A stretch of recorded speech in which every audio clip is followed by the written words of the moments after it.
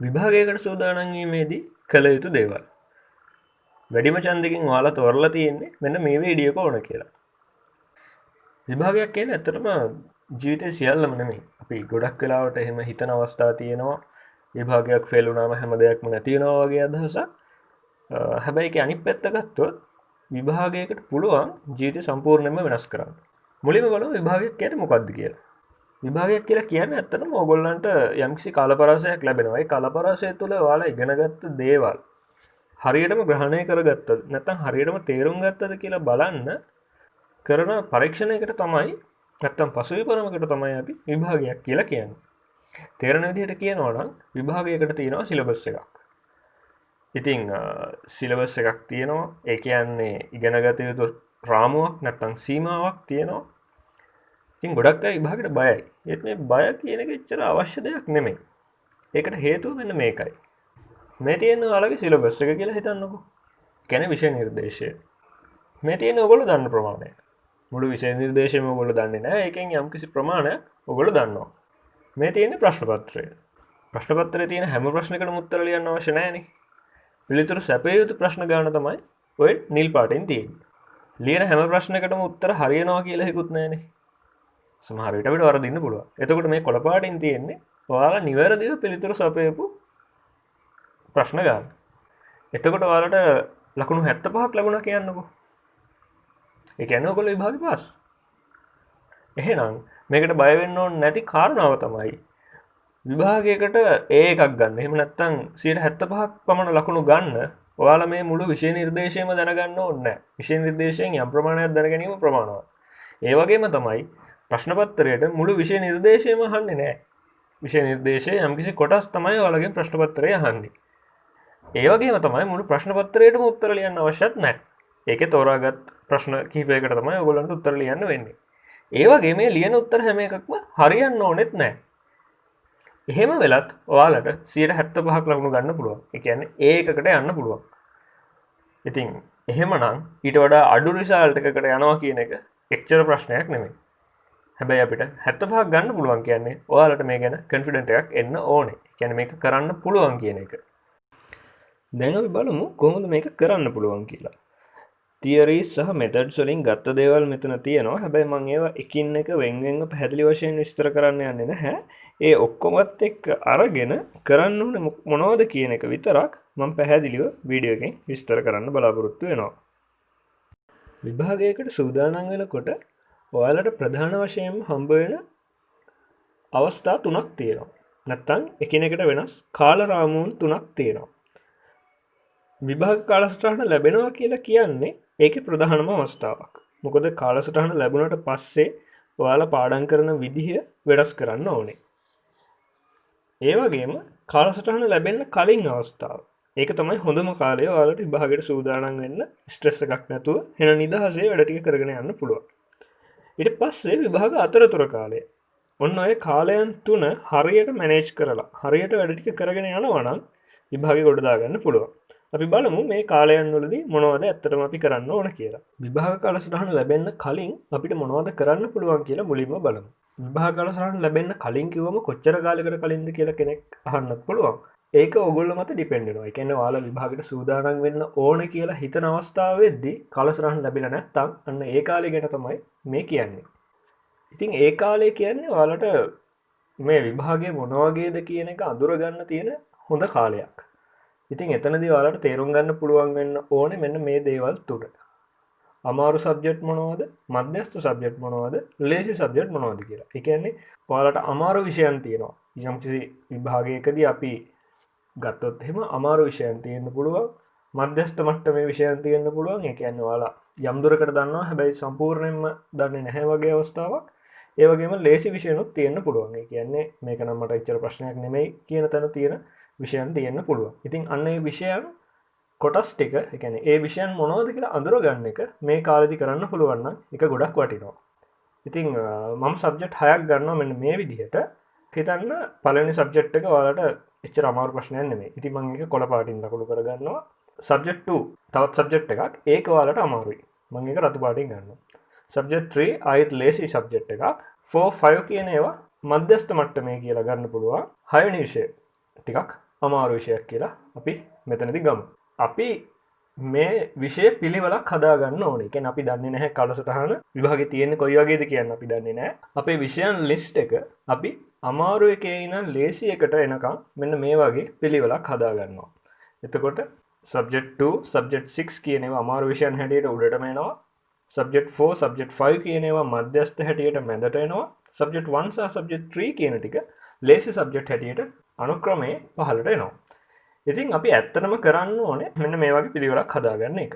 හදාගත්තම අපි මුලින්ම අමාරු සබ්ජෙක්ට් වලින් තමයි පටන් ගන්න ඕනේ. ඒ වගේම අමාරු සබ්ජෙක්ට් සහ මධ්‍යස්ථ සබ්ජෙක්ට් වලට ඔයාලට බොහෝ දුරට තව කෙනෙක්ගෙන් උදව් අවශ්‍ය වෙයි. ඒ වගේම ලේසි සබ්ජෙක්ට් සහ මධ්‍යස්ථ සබ්ජෙක්ට් වලට ගොඩක් දුරට ඔයාලා තනියෙන් වැඩ කරලා මේක ගොඩ දාගන්න පුළුවන්. වැදගත් දෙයක් තියෙනවා. ඇත්තටම අපි වැඩ කරන්න ඕනේ අමාරු සබ්ජෙක්ට් වල ඉඳන් ලේසි සබ්ජෙක්ට් වලට එනකන් තමයි ඔයාලා සූදානම් වෙන්න ඕනේ. මොකද අමාරු ටික ඉවර කරගන්න ඉතින් ස්ට්‍රෙස් එක අඩු වෙනවා. ඒ වගේම කොන්ෆිඩන්ට් එක වැඩි වෙනවා. ඒ කියන්නේ මට දැන් මේක කරන්න පුළුවන්. ඒ කියන්නේ තව විෂයක් දැන් ඔයාලගේ ලේසි විෂයන් ගොඩට අමාරු විෂයක් ලේසි වෙලා එකතු වුණාම ලේසි විෂයන් ගන්න වැඩි වෙනවා. අන්න ඒ හින්දා අපි අමාරු විෂයේ ඉඳන් ලේසි විෂයට එනකන් තමයි සූදානම් වෙන්න ඕනේ. ඒක තමයි වෙන්න ඕන ක්‍රමය. හැබැයි මම වීඩියෝ එකේ පෙළගස්සලා තියෙන්නේ ඒකේ අනිත් පැත්ත. මොකද ලේසි සබ්ජෙක්ට් එකක්දී කොහොමද අපි ස්ටඩි කරන්නේ කොහොමද ඒකට හුරු වෙන්නේ කියන එකට වඩා යම් යම් කරුණු එකතු වෙනවා අමාරු සබ්ජෙක්ට් වලදී. ඉතින් ඒ එකතු වෙන පිළිවෙල කියන්න ලේසි හින්දා මම ඒ විදිහට තමයි මේ වීඩියෝ එක පෙළගස්සලා තියෙන්නේ. හැබැයි මේක බැලුවට පස්සේ ඔයාලට තේරෙයි කොහොමද මේක වෙන්න ඕනේ කියලා. මුලින්ම අපි කතා කරමු විභාග වසරන් ලැබීමට පෙර ලේසි විෂයන් වලට කොහොමද සූදානම් වෙන්නේ කියලා. අර ලිස්ට් එකේ හැටියට subject 1 subject 3 කියලා ගත්තොත් අපි ලේසි විෂයන් කොහොමද ඒකට සූදානම් වෙන්නේ අපි මොනවද කරන්න ඕන කියලා බලමු. ඩයිනෝසර් කෙනෙක්. ඒ කියන්නේ අතීතයේ ජීවත් වුණා කියලා හඳුන්වන ටිකක් ජව සම්පන්න සත්ත්ව කොට්ටාශයක්. මොකද්ද මේකට තියෙන ගැළපීම? ඇත්තටම කිව්වොත් අපි මෙතනදී කියන්නේ පාස් පේපර්ස් ගැන. පාස් පේපර් එකක් කියලා කියන්නේ කලින් අවුරුද්දක. ඒ කියන්නේ මේ අවස්ථාවේ නොවන ඊට කලින් අවස්ථාවක තිබ්බ විභාගයක්. එතකොට ඒ විභාගය ඒ කාලේ ළමයින්ට ඇත්තටම මේ වගේ ඔයගොල්ලෝ දැන් මේ මුණ දෙන අවස්ථාව වගේම අවස්ථාවක් වෙනවා. ඉතින් අපි මුලින්ම ඩයිනෝසර්ස්ලත් එක්ක පොඩ්ඩක් සටන් කරලා එන්න ඕනේ.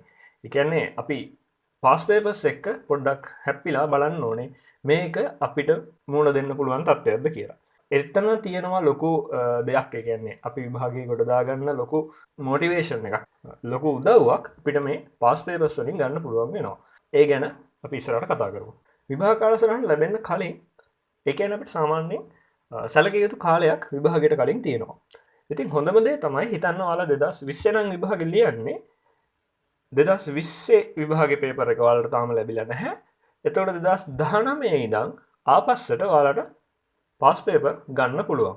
අවුරුදු 10ක් ආපස්සට පේපර්ස් ගත්තොත් මේ වැඩේ ලේසි වෙයි. එතකොට ඔයාලා 2019 18 17 16 වශයෙන් 2010ට එනකම් ඒ සබ්ජෙක්ට් එකේ එක සබ්ජෙක්ට් එකකට අදාළව පාස් පේපර්ස් 10ක් හොයාගන්න ඕනේ. ඒ වගේම මේ පිළිවෙල පවත්වා ගන්නත් මතක තියාගන්න ඕනේ. මේ පිළිවෙලේ තියෙන වැදගත්කම මම ඉදිරියේදී විස්තර කරන්නම්. මුලින්ම අපි කරන්න ඕනේ අපි මුණ දෙන්න තියෙන විභාගයේ වර්ෂයට ආසන්නතම පෙර වර්ෂයේ පේපර් එක ගන්න එක.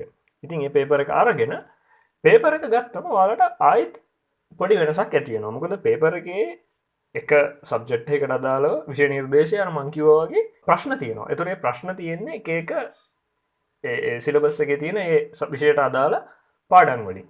එතකොට ඒ පාඩම් වලත් සමහර පාඩම් ඔයාලට ලේසි වෙන්න පුළුවන්, සමහර පාඩම් වලට අමාරු වෙන්න පුළුවන්. අන්න එහෙම එක එක අවස්ථා තියෙනවා. ඉතින් ඒ නිසා මුළු පේපර් එකම කරන එක නෙමෙයි මෙතන තියෙන ක්‍රමය. මෙතන තියෙන ක්‍රමය තමයි ඔයාලා මේ දේ හරියටම තේරුම් ගන්න නම් පේපර් එක අරගෙන පළවෙනි ප්‍රශ්නේ මුලින්ම කරන්න ගන්න. එතකොට පළවෙනි ප්‍රශ්නේ ගත්තා. බොහෝ දුරට පේපර්ස් වල පළවෙනි ප්‍රශ්නේ කියලා කියන්නේ හැම අවුරුද්දකම වගේ ඒ ප්‍රශ්නේ එන්නේ යම්කිසි පාඩමකට අදාළව. එතකොට පළවෙනි ප්‍රශ්නේ වෙනස් වෙලා තියෙනවා නම් ඔයාලා තෝරගත් පාඩමකට අදාළව ප්‍රශ්නේ තමයි හැම පේපර් එකකදීම ඔයාලා කරන්න ඕනේ. මම උදාහරණයක් හැටියට මම හිතනවා හැම පේපර් එකේම පළවෙනි ප්‍රශ්නේ කියලා ගත්තොත් ඒ ප්‍රශ්නේ එන්නේ යම්කිසි නිශ්චිත පාඩමකින් කියලා. එහෙම ගත්තොත් පළවෙනි ප්‍රශ්නේ අපි කරනවා මුලින්ම. ඒ කියන්නේ මේකෙදි වෙලා බලලා කළත් කමක් නැහැ. ඒ කියන්නේ මේ ප්‍රශ්නයකට පැය භාගයක් දීලා තියෙනවා නම් පැය භාගයක් තුල කරත් කමක් නැහැ. හැබැයි ඒක අපිට දැනට අවශ්‍ය නැහැ කියලා තමයි මං හිතන්නේ. මොකද අපිට විභාග කාලසටහනක් ලැබිලා නැහැ. අපිට ඇත්තටම දැන් ඕනේ දැනුම. ඒ කියන්නේ මේක කොහොමද ලියන්නේ, මොනවද මේකට ලියන්න තියෙන්නේ, මොන වගේ උත්තරයක්ද මේකට ලැබෙන්නේ. අන්න ඒ වගේ ප්‍රශ්න තමයි අපිට දැන් මුලින්ම තියෙන්නේ. ඒතර කාලයට සූදානම් වීමට කලින් අපි බලන්න ඕනේ මේ ප්‍රශ්නෙට කොහොම හරි උත්තර ටික ලියා ගන්න.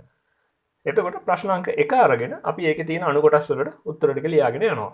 ලියලා ඉවර වෙලා අපිට පුළුවන් ඒ ප්‍රශ්නෙට ලකුණු බලන්න. ලකුණු බලනවා කියලා ඉතින් ඇත්තටම කියන්නේ මාකින් ස්කීම් එකක් අරගෙන ඒ ස්කීම් එකේ තියෙන විදිහට ලකුණු බැලුවත් ගැටලුවක් නැහැ. එහෙම නැතත් අපි දන්නවා මම මේ ප්‍රශ්නේ 100%ක්ම උත්තර ලියාගත්තද නැත්නම් මට 100%ම ලියා ගන්න බැරි වුණාද කියන එක. ඉතින් අපි හිතුවොත් 80%ක් වගේ තමයි අපිට ලකුණු ගන්න පුළුවන් උනේ. ඒ කියන්නේ මම කියන්නේ මේ පළවෙනි ප්‍රශ්නයට සම්පූර්ණ උත්තරේ ලිව්වද නැද්ද කියන එක. ඒතර පළවෙනි ප්‍රශ්නයට අපිට සම්පූර්ණ උත්තරේ ලියා ගන්න බැරි වුණා නම් ඒ කියන්නේ 80%ක් වගේ නම් අපි උත්තර ලියාගත්තේ තව 120ක් ඉතුරුයි. අන්න ඒ ඉතුරු 120 ඔයාලා මෙතනදී කවර් කරගන්න ඕනේ. ඒ කියන්නේ ඔයාලගේ පොතක් බලලා ඉන්ටර්නෙට් එකෙන් හොයලා මොනවා හරි කරලා මේ ඉතුරු 120 ඔයාලා මෙතනදී එකතු කරගන්න ඕනේ. ඒ කියන්නේ උදාහරණයක් හැටියට ගත්තොත් මෙතන ප්‍රශ්න 5ක් තියෙනවා. ප්‍රශ්න අංක 1ට අදාළව අනු ප්‍රශ්න 5ක් තියෙනවා. හිතන්න අපි ප්‍රශ්න 4කට හරියට උත්තර ලිව්වා. පස්වෙනි ප්‍රශ්නේ අපිට බැරි වුණා. ඉතින් මේ පස්වෙනි ප්‍රශ්නෙට උත්තරේ ඔයාලා පොතෙන් බලලා තේරුම් අරගෙන මෙතනින් ලියා ගන්න ඕනේ. එතකොට මේ ප්‍රශ්නේ ලකුණු 100. එහෙම නැත්නම් මේ ප්‍රශ්නය සම්පූර්ණ වෙනවා. එහෙම සම්පූර්ණ වුණාට පස්සේ ඔයාලට ඒ පාඩමට අදාළ 2019 කියන අවස්ථාව පැත්තකින් තියන්න පුළුවන්. ඒක සම්පූර්ණයි. ඊළඟට ගන්න 2018 කියන පේපර් එක. ඒ කියන්නේ ඊට කලින් අවුරුද්ද එක.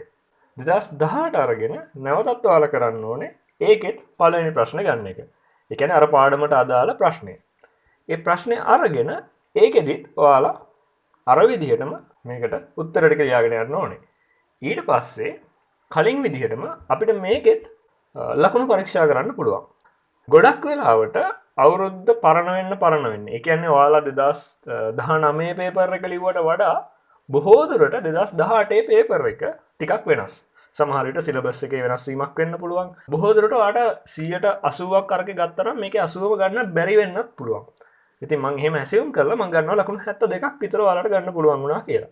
ඉතින් ඊතුරු ලකුණු ප්‍රමාණය ගන්න නැවතත් ඔයාලා කරන්න ඕනේ පොත බලලා ඒ මගේ ඇරිච්ච කරුණු ටික හොයාගන්න ඕනේ. ඊට පස්සේ ඔයාලට 2018ත් සම්පූර්ණයි කියලා අයින් කරන්න පුළුවන්. ඊළඟට යන්න 2017ට.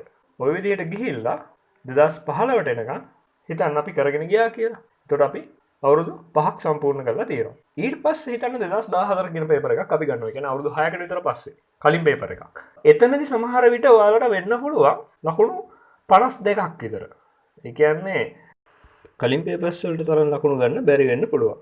ඒකට හේතුව තමයි මේ අවුරුදු ගාන ආපස්සට යද්දී සිලබස් වල වෙනස් වීම් වෙලා තියෙන්න පුළුවන්. ඒ කියන්නේ බොහෝ දුරට කාලෙන් කාලට සිලබස් වල වෙනස් වීම් සිදු වෙනවා. ඉතින් එතකොට සමහර විෂය කොටස් අයින් වෙලා තියෙන්න පුළුවන්. අලුතෙන් දේවල් එකතු වෙලා තියෙන්න පුළුවන්. අන්න ඒ වෙනස නිසා ඔයාලා දන්නේම නැති කොටස් පරණ පේපර් වල තියෙන්න පුළුවන්. ඉතින් ඒ අවස්ථාවේදී ඔයාලා ඒකට ලකුණු 100ම ගන්න ඒ කොටස් සම්පූර්ණ කරන්න යන එක බොහෝ දුරට එච්චර වැදගත් නොවෙන්න පුළුවන්. ඒ කියන්නේ ඒ හා සම්බන්ධ ප්‍රශ්න අහන්නේ නැත්නම් ඒ සිලබස් කොටස ඔයාලට උගන්වලා නැත්නම් ඔයාලගේ සිලබස් එකේ නැති කොටසක් නම් ඒ දේ වෙනුවෙන් කාලය වැය කරන්න අවශ්‍ය වෙන්නේ නැහැ. ඒකෙදි ඔයාලට පුළුවන් ටික කරලා ඔයාලගේ සිලබස් එකට අදාළ ටික කරලා අපස්සට යන එක තමයි ගොඩක් හොඳ වෙන්නේ. හැබැයි ප්‍රශ්න කියවලා බලලා ඒ වගේ ඒ හැසිරීමේ ප්‍රශ්න කොයි වගේ දහලා තියෙන්නේ ඒ ටික අවබෝධ කරගන්න එක ඔයාලට ඉදිරියට බොහෝ සෙයින් වැදගත් වෙනවා.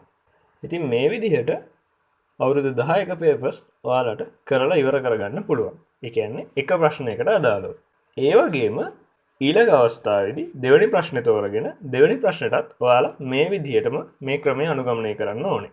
ඉතින් ඒ විදිහට ඔයාලට පුළුවන් මේකේ තියෙන සියලුම ප්‍රශ්න වලට මේ ක්‍රමය අනුගමනය කරලා ලේසි සබ්ජෙක්ට් ටික ඔයාලට තවදුරටත් ගැටලු ටික निराකරණය කරගෙන ඒක හොඳටම පුළුවන් කියන තත්ත්වයට එන ගමන්ම විභාගයේදී ප්‍රශ්නේ කොයි විදිහටද හැසිරෙන්නේ මොන වගේද මේ ප්‍රශ්න වෙනස් වෙන්නේ කියන දේත් සිලබස් එක වෙනස් වෙද්දි මොන වගේ වෙනස්කම්ද වෙලා තියෙන්නේ කියන දේත් අඳුරගන්න ඒ වගේම ඉදිරියේදී මොන වගේ ප්‍රශ්නයක් අහයිද කියන එකටත් ඔයාලට අයිඩියා එකක් මේ ක්‍රමය තුලින් ලබා ගන්න පුළුවන් වෙනවා. ඉතින් මේ විදිහට පේපර් එකේ තියෙන හැම ප්‍රශ්නකටම උත්තර ලියන්න උත්සාහ කළොත් ඒක වටිනවා වෙයි. මොකද විභාගයේදී තෝරගන්න තියෙන්නේ යම්කිසි ප්‍රශ්න ප්‍රමාණයක් වුණාට අපි හැම ප්‍රශ්නයකටම try කරලා හැම ප්‍රශ්නයක්ම උත්තර ලියන්න උත්සාහ කළොත් අපිට තව තේරෙන්න පුළුවන් සමහර විට අපි අමාරුයි කියලා හිතපු එකක් ඒ තරම් අමාරු නැහැ කියලා තේරෙන්න පුළුවන්.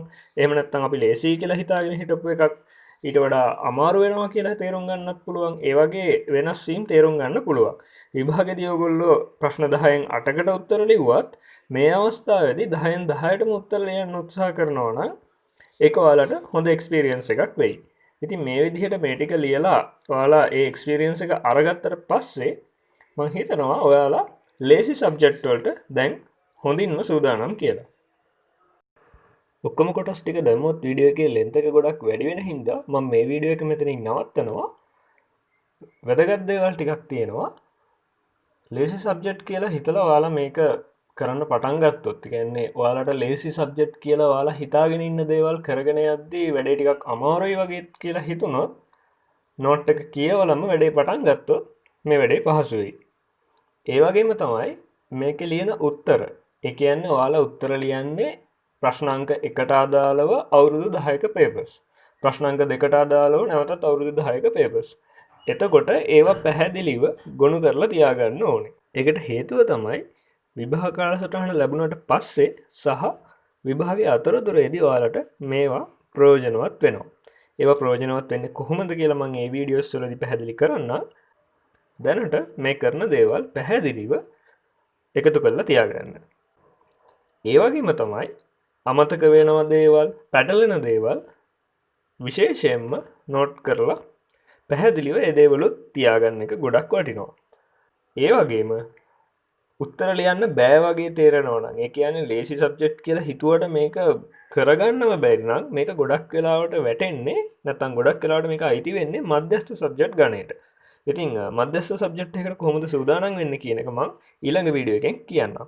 ඉතින් එතකන් මේ ටික බලලා අපිත් එක්ක ඉන්න. ලේසි සබ්ජෙක්ට් එකකට සූදානම් වෙනකොට කරන්න පුළුවන් තව දේවල් ඔයාලත් දන්නවා ඇති. ඉතින් ඒ දේවල් කමෙන්ට් සෙක්ෂන් එකෙන් කමෙන්ට් කරන්න, අනිත් අයටත් ඒ දේවල් බෙදා ගන්න පුළුවන් වෙන විදිහට.